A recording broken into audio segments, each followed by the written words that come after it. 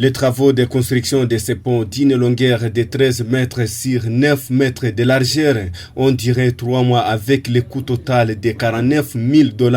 La construction de ce pont a été possible grâce au plaidoyer mené par le docteur Denis Mukwege qui a remercié la MONUSCO.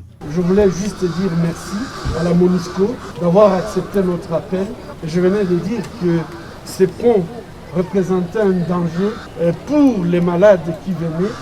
Surtout, je pense aux femmes enceintes lorsqu'elles sont dans un état d'émotion ou de blessés par exemple. Ce pont représentait à lui-même un danger pour accéder à l'hôpital.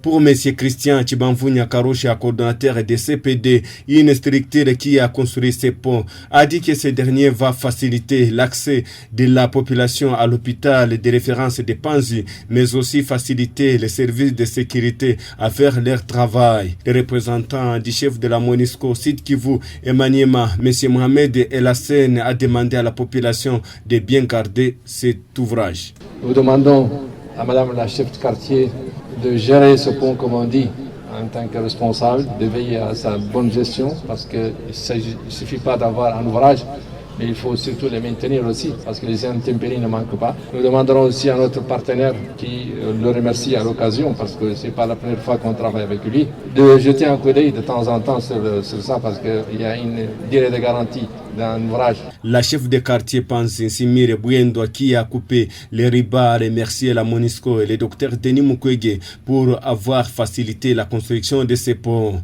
Elle a promis garder cet ouvrage nécessaire à la communauté.